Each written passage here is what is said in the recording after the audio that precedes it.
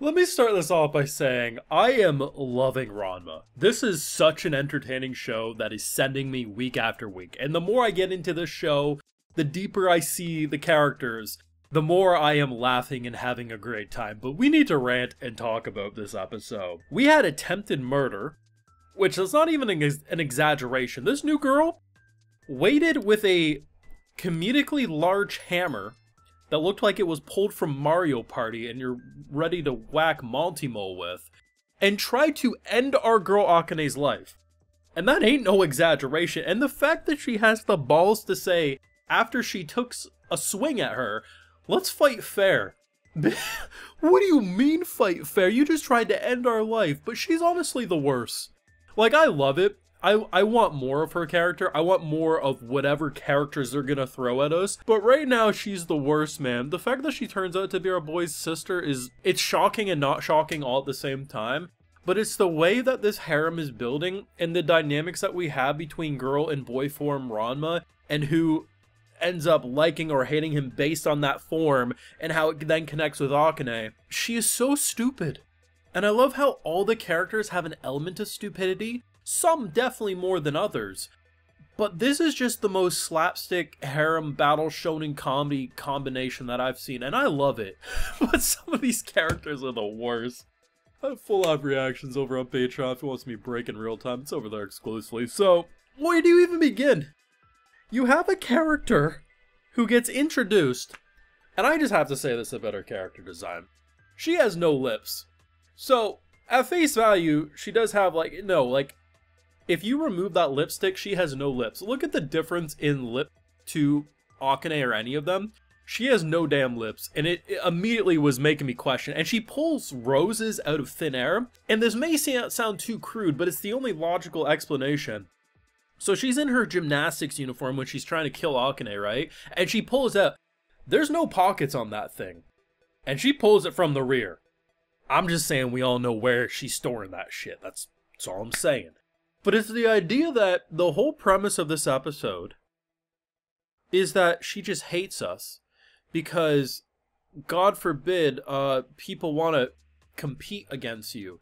So what's the rational thing to do? It's not to compete against them back. No, it's to try to end their life. And because our girl Akane gets recruited, she then starts training, right? And the idea that her natural gut reaction when hearing that someone's trying to compete against you is to sneak in into the middle of the night with a giant comedically large hammer. Unfortunately, that large hammer isn't inflatable. That thing was breaking her room apart. You start this show off with a group of delinquents with weapons, nunchucks, swords, whatever else they have, trying to beat her ass because some dude in the school says if you can beat her up, you're allowed to date her. And we've escalated into attempted murder and break-ins. Like, these characters are dumb. There's no other way to put it. The thing, too, is that everyone's stupid in a different way. Akane, as an example, is actually a pretty rational person in comparison to the others, but even she has elements of stupidity. She refuses to believe that Ryoga is P-chan. I mean, I get it at first, but I didn't think that was going to be an ongoing joke. But no, it is. Our boy can pop up just out of thin air. Doesn't live in this house, mind you, and she'll just be like, oh, why are you here? Doesn't clue into the fact that P-chan's little necktie is very similar to the color design that he wears. But it's the fact that our boy can even be like, hey, you're bad with directions. She boldly says, like, what are you talking about? He's not Ryoga, he's a pig. It's something like that. And I'm like, the fact that the characters all have an element. I honestly think Ranma probably has the least amount of stupidity out of anyone, which is surprising because usually in a show like this, I would assume he would have like the most kind of like idiotic natures. I think he's probably the most level-headed out of anyone and like sees things for how they are. But everyone is a little stupid.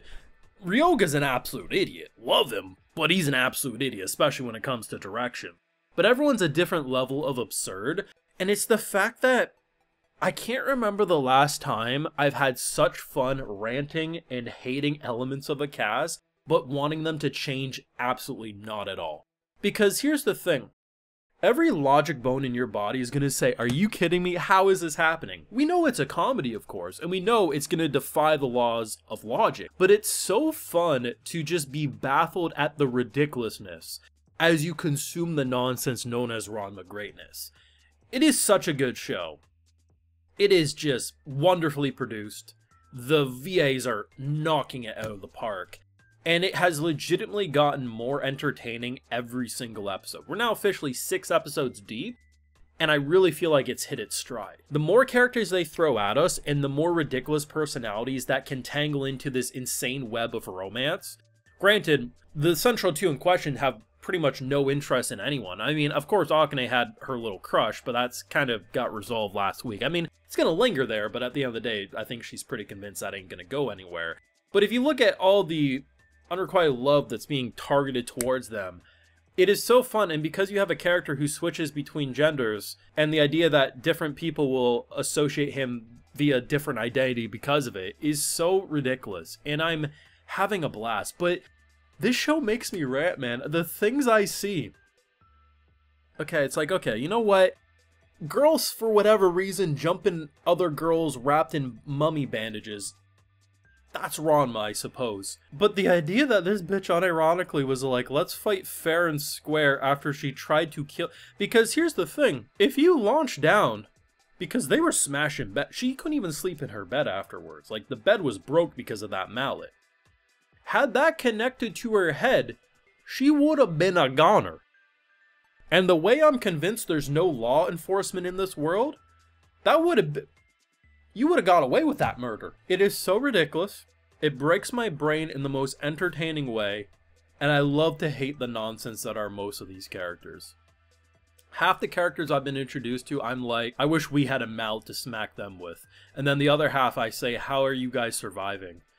But I wouldn't eliminate anyone from this cast as it stands. They all offer an element of stupidity and entertainment that you ain't gonna find elsewhere. What the hell are people thinking of this episode? What do you think of the new character that got introduced? Do you agree with me she has no lips though, for real? Like, she has a very small mouth in a weird way.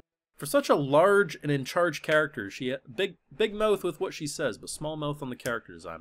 Thoughts down below. Leave a like if you enjoyed, subscribe if you're new around here, of course ring that bell, like I mentioned, full live reactions over on Patreon, and hey, while you're over there, I'll give you a video shout out. Alright, so today we got La Sing Ming, Matt Barker, Cal853, Xenogod, Mario Jacob, Aiden JD, and we also have Ernst Valcor. So I appreciate the support, everyone. Please take care.